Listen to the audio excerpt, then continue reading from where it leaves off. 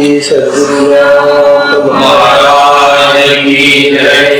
अवधूत चिंतन श्री गुरुदेव दत्त परम पूज्य श्री सद्गुरु संत एकनाथ महाराज की जय। सत्संगामध्ये विषय चाललेला आहे ऋषभाचे 9 पुत्र, देदीप्यमान प्रकाशमान असे पुत्र, ब्रह्मज्ञानी, आत्मज्ञानी, जीवनमुक्त, काय सगळी विशेषणे त्यांना लागतात. असे हे मिथिला नगरामध्ये जनकाच्या हवन चाललेल्या मंडपामध्ये आलेले आहे. जनकाने त्यांना पाहिल्यानंतर त्यांना भयंकर आनंद झाला आणि ते धावत येऊन त्यांना नमस्कार करून त्यांना आपल्या मंडपात नेलेला आहे. त्या ठिकाणी त्यांची आदरातिथ्य करून त्यांची पूजा अर्चा केलेली. पूजा अर्चा झाल्यानंतर तिचा बाबा श्रद्धायुक्त चरण शालन धूपदीप सुमन चंदन पूजा मधुपर्क विधान केले संपूर्ण यथायोग्य. तेव्हा त्यांची पूजा अर्चा वगैरे सगळी झाली आणि नंतर मग तन रोमांच स्वरूपा ब्रह्मपुत्रोपम आसन्न प्रपच्छ परम प्रीतः प्रश्न याचितो भूपः. प्रश्न याचितो जनक राजाने वास्तविक ते विधीही आहेत तरी सुद्धा आता एवढे महात्मे आलेले आपल्या आश्रमामध्ये त्यांना विचारावं म्हणून प्रश्न विचारतो. प्रश्नासारखा निजंगीच्या निजप्रभा, निजंगीच्या निजप्रभा अंगाची आणि शोभा, काय ब्रह्मविद्येचा गाभा शोभे नवप्रभा शोभायमान. अहो हे जे ऋषीचे पुत्र आहेत यांच्या अंगाची प्रभा म्हणजे प्रकाश किरण काय वर्णन कराल. ते ब्रह्मविद्येचे पुतळे आहेत. ब्रह्मविद्या त्यांच्या शरीरामधून प्रकाशित होत आहे.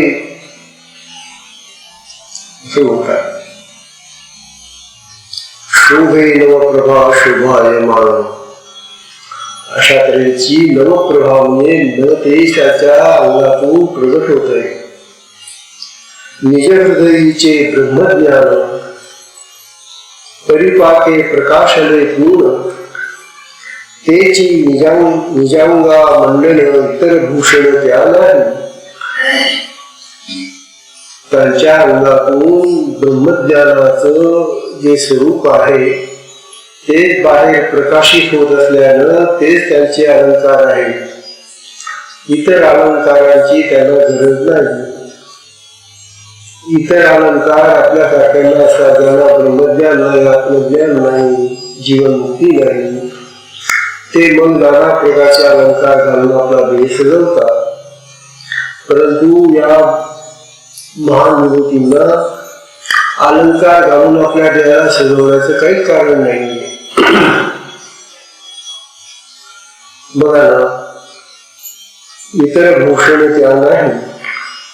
मुकुट कुंडले कंकण मुखांगी मानवी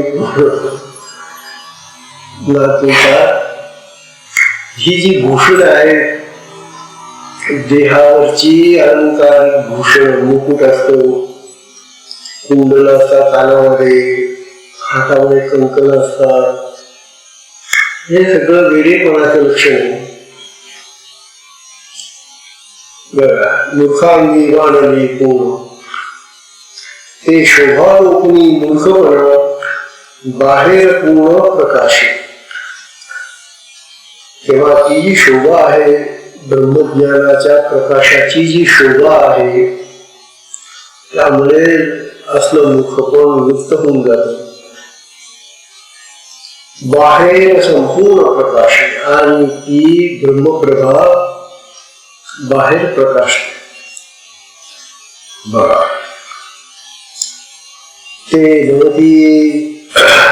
ते नवती हे ज्ञानघन ब्रह्मपूर्णत्वे चिराविराजमान तेची त्याशी निजांगा मंडळ इतर भूषण त्या नाही.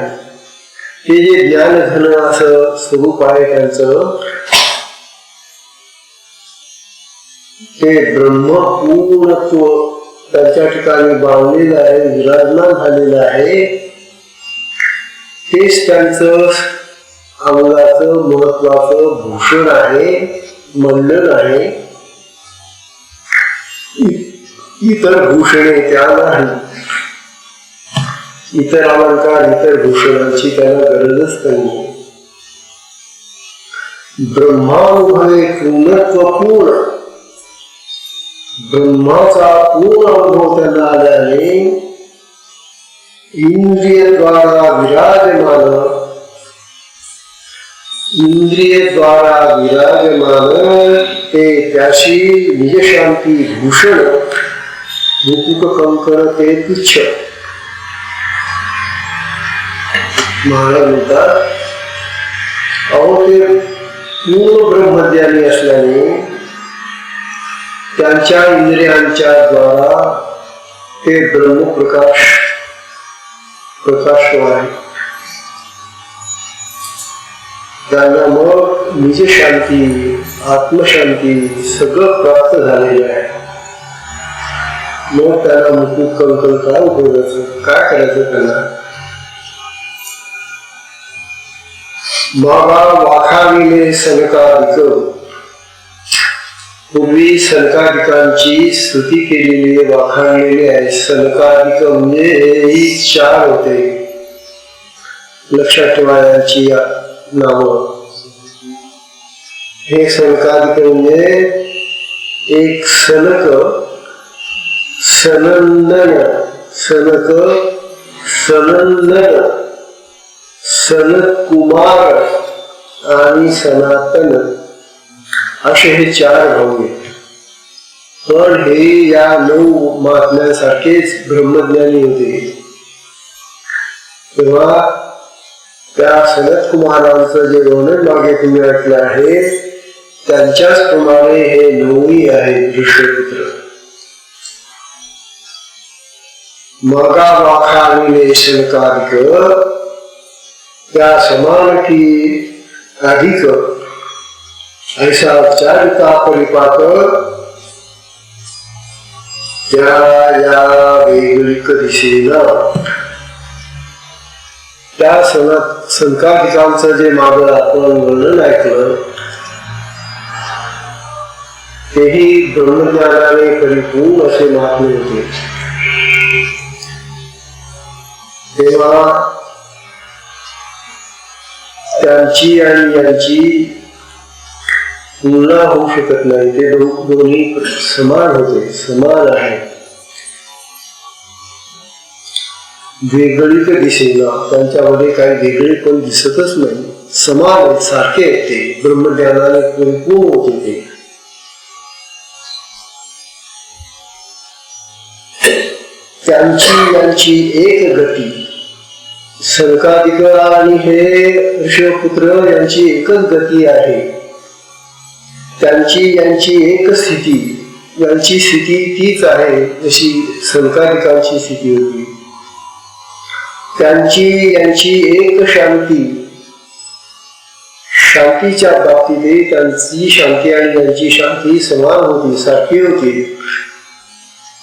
भेदूनिश्चिती असेल त्यामध्ये कुठलाही भेद नाही. म्हणजे सनकादिक जे पाहिले तुम्ही ऐकले ते आणि हे सारखे होते. त्यांच्या ऐसे हे सखे बंधू, त्यांच्या ऐसा समान बंधू, त्यांचा ऐसा हा अनुवादू सर्वता भेदू असेल. हेही सखे बंधू होते. सनकादिक हेही सखे बंधू आहे.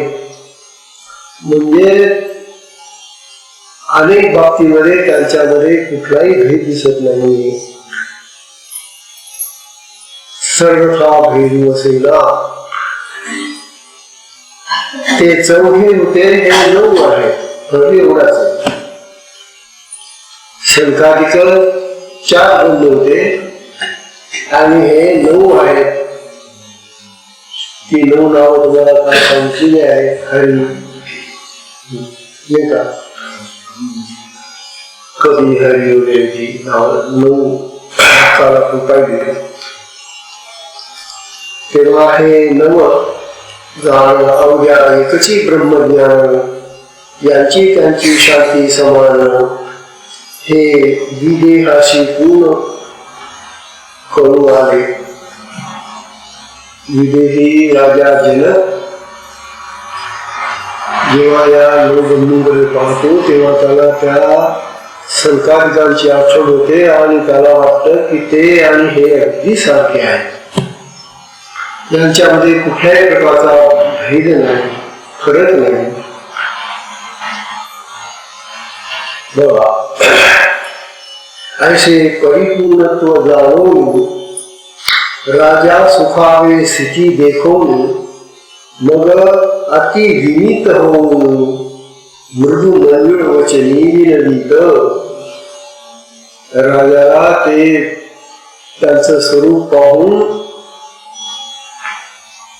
हसू वाटलेलं आहे आणि त्यांची ती परिपूर्ण अवस्था पाहून अतिनम्रतेनं मृदू आणि मंजूर सुरामध्ये त्यांना प्रार्थना करतायत, विनंती करतायत. काय विनंती करतायत? राजा काय विचारतोय? विदेह उवाच. हा राजा विदेही, जनक राजा विदेही आहे. तो का म्हणतो? मन्ये भगवता साक्षात पार्षदस्सो मधुविषा विष्णु भूतानि लोकानां पावनाय चरन्ति. हा तो काय म्हणतोय राजा? सार्वभौम चक्रवर्ती देही असून विदेही स्थिती तो जनकू आर्षभाम प्रति अतिप्रीती विनंती. वास्तविक हा जनक काही कमी नाहीये.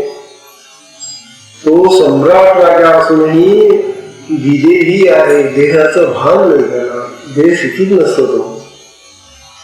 अशी त्याची अवस्था आहे. तेव्हा तो त्या 9 जणांना मोठ्या प्रेमाने विचारतो. त्यांच्या भेटी सवे न झाले सुख. अरे 9 लोक आपल्या मंडपात आले, काय सुख घेऊन आलेले बघा बघा बघा. त्यांच्या भेटी सवे उमसले सुख विदेहासी देहे विना. त्याला देव नसताना हर्ष वाटतोय, आनंद झालेला आहे. ते हरिखे करून या देख प्रीतीपूर्वक विनवितू. त्याला इतका हर्ष झाला, आनंद झाला की अत्यंत प्रेमाने तो त्यांना प्रार्थना करतोय, विनंती करतोय. तुमचे सामर्थ्य पाहता येत हे ऋषीपुत्रांनो. तुमचं सामर्थ्य पाहून मला इथं काय वाटतं? तुम्ही ईश्वर स्वरूप समजतो. जनक राजा त्यांची स्तुती करतोय. तुम्हाला मी इथं पाहिल्यानंतर मला तर तुमचं स्वरूप पाहून ईश्वराचं स्वरूप आहे हे असं मला वाटतं. बघा, तुम्ही ईश्वर स्वरूप समजतो. देह भावे तरी भगवत भक्त जैसे पार्षद हरीचे. देह भक्त देव भक्त असे तुम्ही असूनही तुम्ही त्या भगवंताचे पार्षद असतात. पार्षद बघा, पार्षद म्हणजे प्रभावलीतले लोक, त्यांना पार्षद म्हणतात. असं हे भगवंतच आहेत, परंतु भगवंताच्या प्रभावलीतले तुम्ही दिसतात असं म्हणतात. तुमचे सामर्थ्य पाहताय तर तुम्ही ईश्वर स्वरूप समस्त देवभावे तरी भगवत भक्त देशे पार्षद हरीचे. देवो आपला आपण भक्तू ऐसा जो का उपनिषद पदार्थ तो साच करून वेदार्थू निज परमार्थू अनुभवा. अहो तुम्ही उपनिषदातला तो परमार्थ या ठिकाणी सिद्ध करून दाखवलेला आहे. काय उपनिषदामध्ये काय सांगितलंय महाराज? उपनिषदामध्ये सांगितलं आहे देवो भूत्वा देव निजे किंवा शिव भूत्वा शिव निजे असं सांगितलंय. देवाची भक्ती करायची, देवाची पूजा करायची असेल तर देवच बनलं पाहिजे. शिवाची पूजा शिव बनून करायची असते. तुमच्याकडे पाहिल्यानंतर तुम्ही त्या अवस्थेमध्ये आहात. शिव होऊन शिव यजिजे हे लक्षण तुम्हासी कसाजे. एरी हे बोलची बोलिजे परी बोलते जे अर्थ न लभे. एरवी लोक पूजा अर्चा तर करतात देवाची, परंतु त्या देवापेक्षा वेगळे होऊन पूजा अर्चा करतात. देव बनवून पूजा करणं कशी नाही, कारण ते देवत्व प्राप्त झाल्याशिवाय देव होतात नाही. म्हणून इतर ठिकाणी आम्हाला असं स्वरूप कधी पाहायला मिळत नाही. ते तुमच्या ठिकाणी दिसते आम्हाला. विष्णूने सृष्टी जे सर्जणे ते तुम्ही पवित्र करणे. या विष्णूने ज्या सृष्टीतल्या पवित्र गोष्टी तयार केलेल्या आहेत त्या तुम्ही आणखी जास्त पवित्र करता तुमच्या स्पर्शाने. मही विचारावयाची कारणे कृपाळूपणे देव धारा. आणि तुम्ही या सगळ्या पृथ्वीवर फिरता आहात. मही विचारावयाची कारणे, मही म्हणजे पृथ्वी. तुम्ही या पृथ्वीवर सगळीकडे फिरता आहात त्याची कारण म्हणजे दीनांचा उद्धार करण्यासाठी. जे दीन दुःखी दरिद्री गरीब लोक असतील त्यांचा उद्धार करण्यासाठी तुम्ही या पृथ्वीवर फिरत असतात महाराज. तुम्ही विचारा विश्व कळवा परी भेटी होय प्राणी तेव्हा. तुम्ही तर फिरतात या पृथ्वीवर सगळीकडे, पण तुमची भेट होण्यासाठी त्या लोकांजवळ पावित्र्य असावं लागतं. आता लक्षात घ्या बाबा. असे महात्मे आपल्याला जरी भेटायचे असतील तर आपल्या ठिकाणी ते पावित्र्य ते पुण्य असलं पाहिजे. आपल्याजवळ जर ते पावित्र्य आणि पुण्य नसेल तर आपल्याला अशा सत्पुरुषांची भेट होत नाही. ते जरी फिरत असले तरी आपली त्यांची भेट होणार नाही.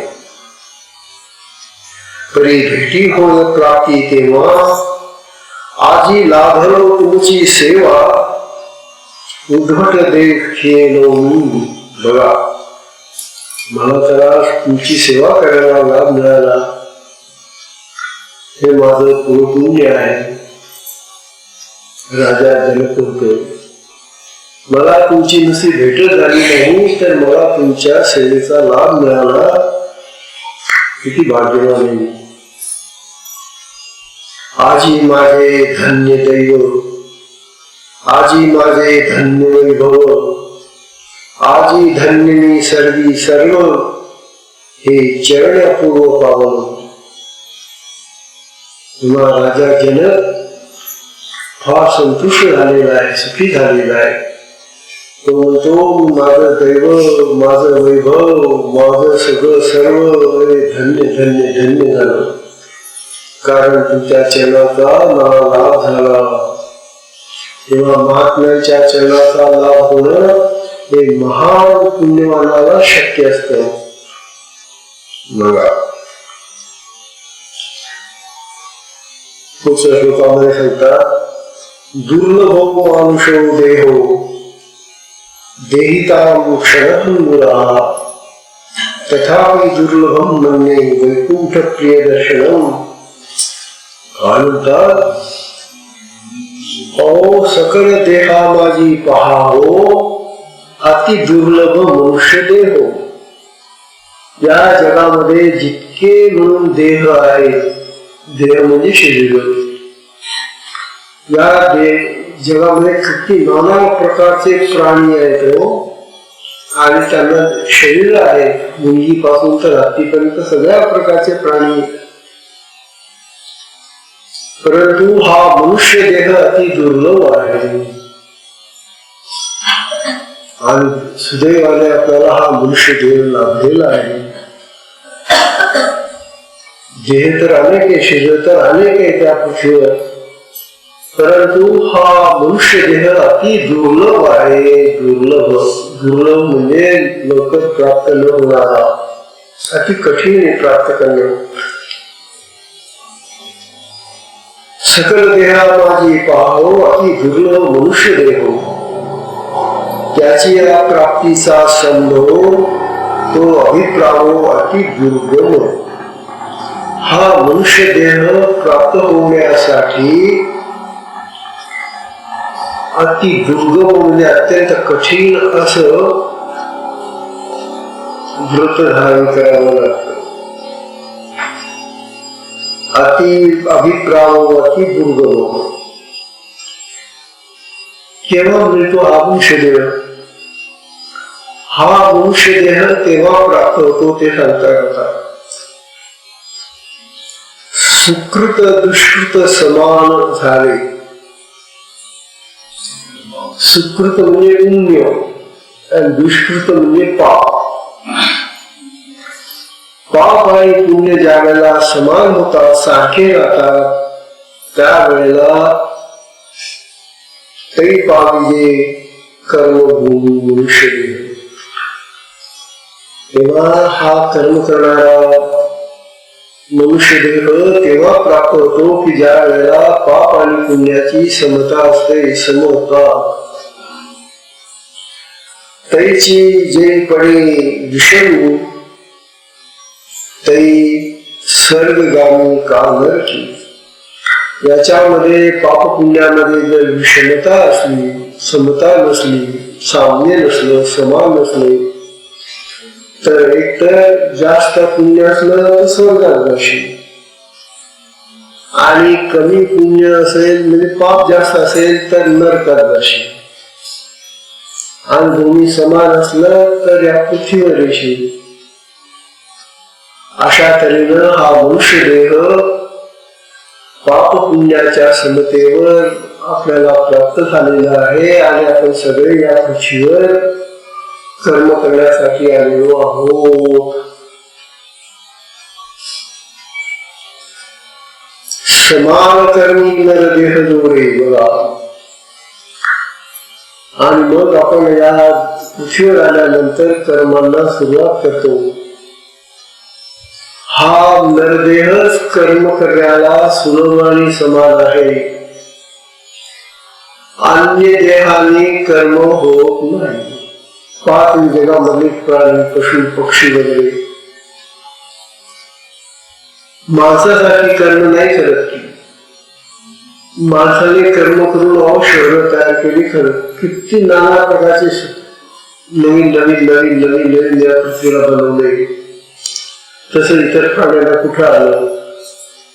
इतर प्राणी जन्मल्यापासून त्याच अवस्थेमध्ये राहतात. तीच त्यांची प्रथा, तीच त्यांची जीवनशैली, तीच त्यांचं मरणेपर्यंत जीवन तसंच चालतं. मनुष्याचं तसं नाही. मनुष्य हा उन्नती करणारा प्राणी आहे आणि म्हणून त्याला भगवंताने या देहामध्ये बुद्धी दिलेली आहे की सुबुद्धी असेल तर तो मोठा उन्नत होतो आणि दुर्बुद्धी असेल तर महापापी होतो पुन्हा. अशा तऱ्हेनं मनुष्याचं हे जीवन जे आहे ते फार वेगळं आहे इतर प्राण्यांपेक्षा. बघा, समान कर्मी नरदेह जोडे तरी समस्ती समबुद्धी न घडे त्या समानाची भीष्म गाडे जेणे पडे ते ऐका. आता महाराज सांगतात की पाप पुण्याची समता कशी होते. पापाचा एकू महाशिरा पुण्य जोखणी चारा चुरा समान झाल्या तुला भारा देणे जन्मे नरा दृढ पापबुद्धी. तराजू येतात. तराजूच्या एका पाड्यामध्ये पुण्याचा एक मोठा चिरा म्हणजे दगडासारखा एकच भाग पुण्य सर्व पुण्य. आता या चिऱ्याच्या वजनाची पाप दुसरीकडे दुसऱ्या तराजूमध्ये.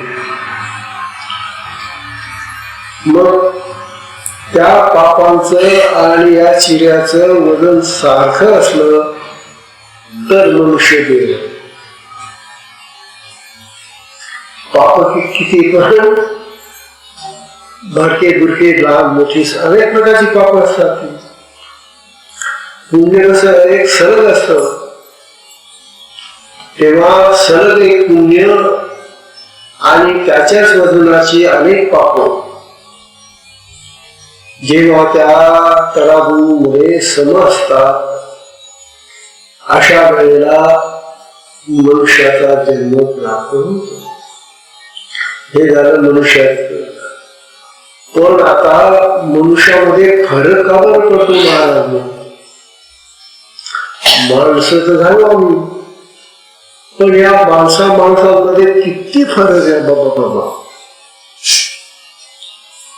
या माणसामध्ये खूप फरक आहे. का?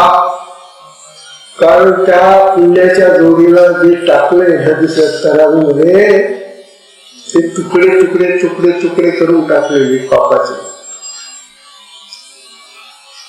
मग कुठल्या पापाचा तुकडा टाकला, कुठल्या पापाचा तुकडा टाकला, कुठल्या पापाचा तुकडा टाकला. मग हे अनेक तुकडे आणि एक पुण्य यांची समता करायची असते. आणि म्हणून म्हणतात की मग ह्या अनेक पापांच्या तुकड्यांनी जमवलेलं हे जे नरदेहाचं स्वरूप आहे ते एक संगी कसं राहील, एक स्वरूपी कसं राहील. ते पूर्वीच्या जन्मामध्ये आम्ही अनेक प्रकारची पाप केलेली आहेत तर हे एक संगी राहणं कठीण आहे. बघा त्याच्यासाठी ते उदाहरण देत आहेत. वाळू आणि सुवर्ण जोखिता झाल्याने समान सोनिया लागी चिता धन वाळू ते दान न देती फुकट. एका तराजूमध्ये सोन्याचा तुकडा आहे सोनं आणि त्याच्या वजनाचं दुसऱ्या तराजूमध्ये वाळू टाकलेली वाळू तितकीच त्याच वजनाची वाळू आहे, सोन्याच्या वजनाची वाळू आहे. आता बाजारामध्ये आपण जर दोघं घेऊन गेलो वाळू घेईल का? अहो त्याच्या वजनाचं आहे ना सोन्याच्या वजनाचं. अहो सोन्याच्या वजनाचं जरी झालं तरी ती वाळू तिचा उपयोग काय आम्हाला आहे की नाही. म्हणून वाळूला कोणी घेत नाही. तेव्हा मनुष्य देहाचा हा जो विचार आहे पाप पुण्याची समता तर पुण्य तर एक रूप असतं चांगलं परंतु त्याच्या जोडीला जे पाप आहे ते अनेक प्रकारचं असतं, अनेक प्रकारचं बनलेलं असतं. आणि म्हणून मनुष्य देहामध्ये विविधता आलेली आहे, अनेकता आलेली आहे, नानात्व शिरलेलं आहे मनुष्य देहामध्ये. अहो सख्खे भाऊ सुद्धा सारखे नसतात. आता एकाच आई बापाचे पोरं पण ते सुद्धा सारखे नसतात गुणांनी. मोठा भाऊ कसा तर मधला भाऊ कसा तर धाकटा भाऊ कसा नाही का. असं का भाऊ ते जर एकाच आई बापाची गुण आहे तर त्यांना समान गुण मिळाले पाहिजे, समान पाहिजे ते, परंतु ते समान नसतात. तर याचं कारण म्हणजे हा जो निर्णय प्राप्त झालेला आहे, हा पाप आणि पुण्य यांची समता करताना पाप अनेक गमवावे लागतात आणि पुण्य एक रूप असतं. असो,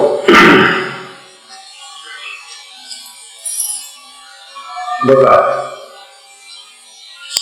एकाचे पुण्य अत्यंत थोर, पाप लहान सहान एकत्र, करुणी जोखिता तुळा भार, समान साचार तरी होय.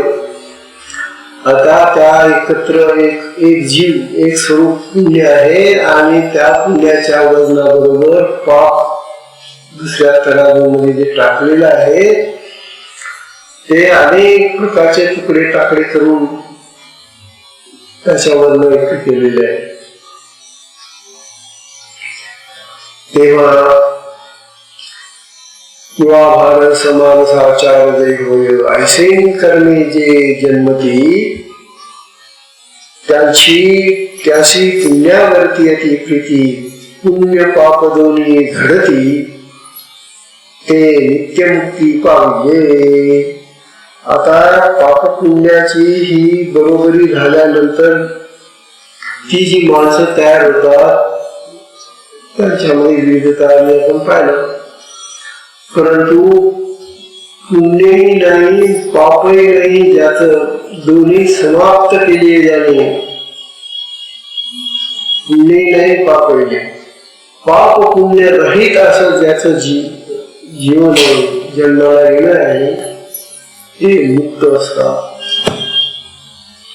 म्हणून आपल्याला जन्म आता पुढचा लागायचा असेल तर आपल्या ठिकाणी पापही नको पुण्यही नको, पण आपण त्याला करून ठेवलं तर काय करणार.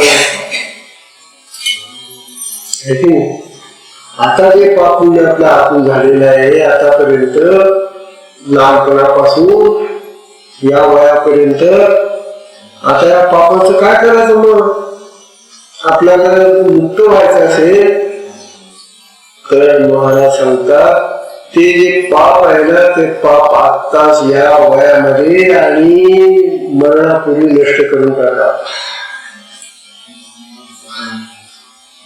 पाप नष्ट करता येतं का? हो, पाप नष्ट करण्यासाठी तर भागवत ऐकायचं आहे, नाही तर भागवत कशाला ऐकायचं.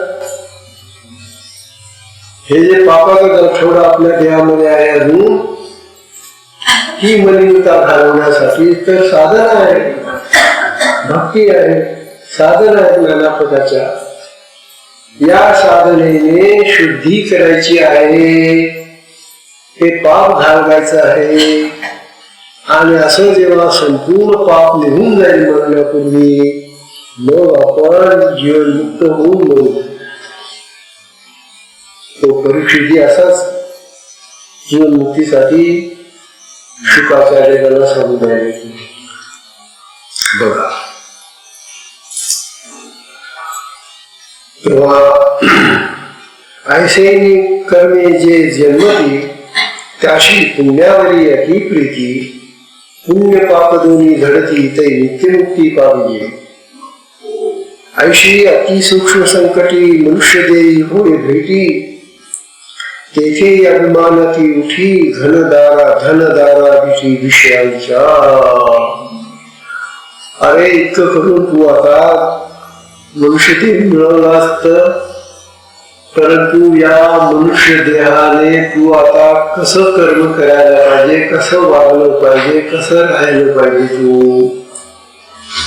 मनुष्य देह तू मिळाला, बरं झालं. तेव्हा मनुष्य देह मिळाल्यानंतर महाराज म्हणतात पांडव हा काय करतोय, अभिमान, देहाचा अभिमान धरला, नाना प्रकारचा अभिमान, माझा संततीचा अभिमान, धनाचा अभिमान, मानाचा अभिमान, काय अभिमानाचे अनेक विषय. एकदा का अभिमान शिरला तुमच्या अंगामध्ये मस्तकामध्ये की तो अभिमान तुम्हाला ते जे पूर्वीच तुमचं चांगलं स्वरूप होतं ते बिघडून टाकतो आणि अभिमान करता करता दुराभिमान होऊन जातो. दुराभिमान म्हणजे वाईट अभिमान. त्याला धर्म म्हणतात, काठा म्हणतात. अभिमानच येतो, परंतु तो अभिमान वाईट प्रकारे प्रगट होतो. असे अभिमानाचे अनेक प्रकार होता ते म्हणतात धन, दारा, विषय यांच्या दिठी हा अभिमान आणखी ताट होतो, आणखी जास्त होतो. धनामुळे विशेषतः जास्त लोकांना अभिमान ताट होतो. दारामुळे पत्नीमुळे अभिमान जास्त होतो किंवा मरतो. बघा बाबा,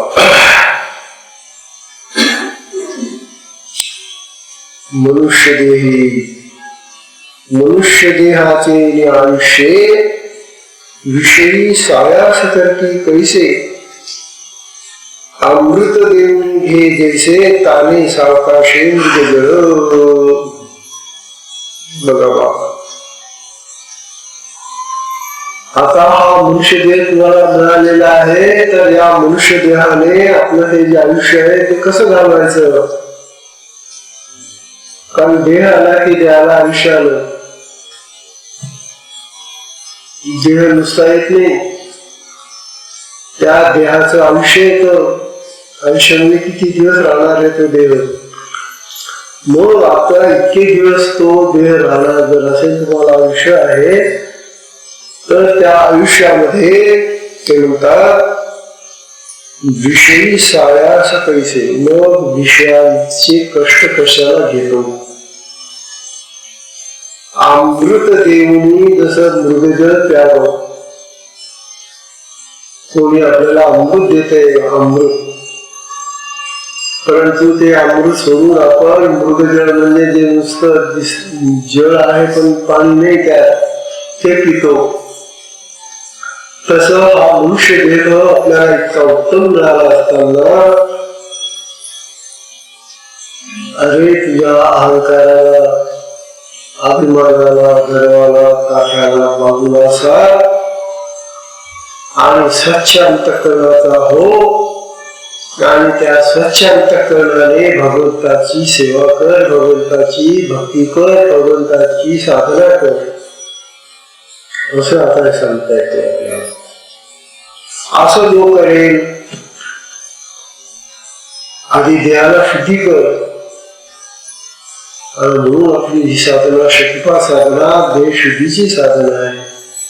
तिच्याने आपलं अंतःकरण स्वच्छ होतं आणि नंतर मग आपल्याला शुद्ध अंतःकरणाने आपण जे काय करू ते आपल्याला भगवंताच्या स्थितीला घेऊन जात होते. गंधर्व नगरीची ठाणी घेतली देऊनी चिंतामणी. अरे वा रे वा. गंधर्व नगरी म्हणजे हे ढग असतात ना, त्यांना गंधर्व नगरी म्हणतात. आता काय ते ढग आहेत ते काय खरी नगरी कधी दिसतात नगराप्रमाणे ते ढग जमा झाले. मला म्हणून गंधर्व नगर विकत घ्यायचंय. काय कशाने तर मला चिंतामणी चिंतामणी घेऊन तू गंधर्व नगर विकत घेतो म्हणजे काय तिथं कायम राहणार आहे का ते ढग. गंधर्व नगरीची ठाणी घेतली देऊनी चिंतामणी तैशी लटकिया लागी आटणी. बरं का, विषय साधनी नरदेहा. बघा बाबा, तसा हा वाईट गोष्टीसाठी हा नरदेह तुम्ही झिजवता. विषय साधनी नरदेहा. आणि या विषयाच्या साधना करता सोडून कल्पतरूचे उद्यान कल्पतरूचं उद्यान आहे. कल्पतरू म्हणजे कल्पनेप्रमाणे आपल्याला वाटते ते देणारा वृक्ष, त्याला कल्पतरू म्हणतात. तोडोनी कल्पतरूचे उद्यान सायासी ते बाहुनी रान, आणि मोठ्या कष्टाने ते रान स्वच्छ केलं आणि तेथे साक्षीचे तेरिवे जाण आम्ही आपण काय केलं तिथं भांग. कल्पवृक्ष तोडून टाकले आणि भांगाची झाडं लावली. भांग भांग काय असं माहिती का? मी तर काही पाहिला नाही, परंतु हा भांग जो आहे ना तो भग्न करणारा आहे माणसाला. तेव्हा भांग म्हणजे एक अशी वनस्पती आहे, तंबाखू तरी बरी, पण तो हा भांग जर त्याला तो उन्नत होतो दारू सारखा, तर तो असं म्हणतात. तर जीवनामध्ये आपल्याला इतकं उत्तम देह, इतके उत्तम प्रकारचे संस्कार, इतके उत्तम प्रकारच्या गोष्टी प्राप्त झाल्या असताना त्या सोडून वाईट गोष्टीकडे कशाला जातात हे सांगण्यासाठी माझा तोडोनी कल्पतरूचे उद्यान सायासी ते वाहुनी रान, तेथे येतेस साक्षते पेरिले जाण आम्ही आपण विजया देशी भांग देशी. तैसे नरदेह येऊनी नरा करीती आयुष्याचा मातेरा, पूर्ण व्यवसाव शिष्णोदरा उपहास निद्रा का निंदा. शिष्णोदर कामवासना आणि उदर पोट भरणं, बास या दोनच गोष्टींसाठी तो आपल्या देहाचा उपयोग करतो. किंवा उपहास निद्रा निंदा या गोष्टीमध्ये देहाचा उपयोग करतो. म्हणजे भांग पेरल्यासारखंच आहे. तेव्हा देहाचा उपयोग चांगला करा. देह किती शुद्ध आणि पवित्र आणि किती चांगला मिळालेला आहे.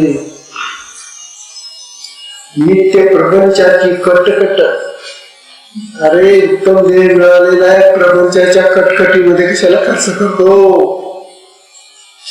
दररोज घरामध्ये कटकट चालते. हा काय सांगतो, ती काय सांगते, काय सांगतो, हा काय म्हणतो. अरे राम, अशी प्रपंचाची कटकट चाललेली असते घरामध्ये. नित्य प्रपंचाची कटकट, सदा विषयांची खटपट. आपल्याला ते पाहिजे, आपल्याला हे पाहिजे, आपल्याला हे नको, आपल्याला ते पाहिजे, अशा प्रकारच्या या भांडणाच्या, या घरातल्या कटकटीच्या गोष्टी चाललेल्या असतात. अरे इतक्या उत्तम देहाने असं करावं का, वाया घालवा का हा मनुष्य देह. सदा विषयांची खटपट, कदा आराळलेल्या चौकट, स्वेच्छा सारी पाठ खेळणे. आणि काहीच नसलं तर मग सारी पाठ हे खेळ येत ना, आता खेळ खेळत प्रत्येक खेळत बसला, सारी पाठ खेळत बसला. आणि परत तिथे क्रिकेट निघालेले, त्या नाना प्रकारचे खेळ निघाले, ते 5-10 मिनिटं त्यांच्या तासन तास लोक लक्ष घालतात. हो, आयुष्य बेचिराग करून टाकतात. का मिळतं त्याला? ते खेळणारे खेळून राहिले. हा नुसता 5-10 मिनिटं आहे, त्याचे काय झालं तुला? खूपच आयुष्य झालं. खेळणारे खेळून राहिले, त्यांना त्यांचं यश अपयश सांगते. तुझं काय जातंय तिथं? नाही, आमचा भारत विजय झाला, हा तुझा भारत आहे. अशा तऱ्हेनं आम्ही आयुष्य व्यर्थ घालतो. हा नरदेह अतिशय मोलाचा आहे. या मोलाच्या नरदेहाला अशा गोष्टीमध्ये आम्ही व्यर्थ खर्च करतो. आयत्या चोखड स्वेच्छा सारी पाठ खेळणे, नाना विनोद टवाळी करणे. अरे अरे अरे, नित्य विषयांची वाचाली करणे, त्याशी जपता रामनामावळीकडे दातखिळी बसते रामनाम घ्यायचं. अरे ह्या फालतू गोष्टी बडबड करण्यापेक्षा रामाचं नाव घेणार, देवाचं नाव घेणार, ते दात फुलतच. आता जसे दात उघडत नाही तिथं तोंडे उघडत रामाचं नाव घेताना. आणि या फालतू गोष्टी करण्यासाठी गडबड गडबड गडबड गडबड गडबड करत बसतो. तात्पर्य जे करायला पाहिजे मनुष्यजीवाने ते तो करत नाही आणि भलतच करत बसतो आणि विनाकारण आयुष्य व्यर्थ घालवतो आणि पाप जन्मतो. पाप घरा आणि कामधेनू दवडतीने पोसवे म्हणून. आता कामधेनू आले, कामधेनू म्हणजे अशी गाय असते की जी आपल्या इच्छेप्रमाणे सगळं देते, तिला कामधेनू म्हणतात. तुमच्या घरी कामधेनू आलेली आहे, पण म्हणे मग आमच्याने पोसवणार नाही बाबा, कुठून काय घालणार, पोसवणार नाही म्हणून तुम्ही काय केलं, न पोसवे म्हणून दिन टाकली दुसऱ्याला. अरे कामधेनू तुम्ही टाकली पोसवती म्हणून. तेरी श्री राम नाम न उच्चारून नाडला जणू नर देही. अरे रामनाम हे त्या कामधेनू सारखंच आहे. घेणार रामनाम, घेणार रामनाम घ्यायला काय वेळ लागते तुला, बाकीची नाव किती बडबड करत असतो. तेव्हा बाकीची बडबड बंद कर आणि देवाचं नाव घे असे होतात. करिता नरदेही अहंकार. अरे बापा वेळ करिता नरदेही अहंकार तव तो देहाची क्षणभंग. देही देहवंता भाग्य थोर जयी भगवत कर भेटती. तेव्हा या देहाला भगवत कर म्हणजे भक्त भेटले पाहिजे, संत भेटले पाहिजे, महात्मे भेटले पाहिजे, जीवनमुक्त भेटले पाहिजे, तर या देहाचं काहीतरी सार्थक होईल. विचार आणि वाईट आणि मात्रक लोकांमध्ये जाऊन जाऊन जाऊन हा देह आणखी जास्त खराब होऊन जाईल आणि याचं आयुष्य असं निघून जाईल. तेव्हा देहाचं आयुष्य मोलाचं आहे, ते कधी येत नाही परत. गेलेला क्षण कधीही परत येत नाही. गेलेलं धन परत मिळू शकतं, बाकी सगळं मिळेल जगातलं गेलेलं, पण आयुष्य मात्र परत मिळत नाही. म्हणून आयुष्य व्यर्थ खर्च करू नका. या देहाला मिळालेलं आयुष्य मौल्यवान आहे, महान आहे, किंचिचं असं संत सांगताय. आजच्या सत्संगाची वेळ संपल्यामुळे आजच्या सत्संगाला विश्राम देऊया बर का हो. आपल्या आरती सोया झाल्या हो, तेव्हा आजच्या सत्संगाला विश्राम देऊया. हरिओम.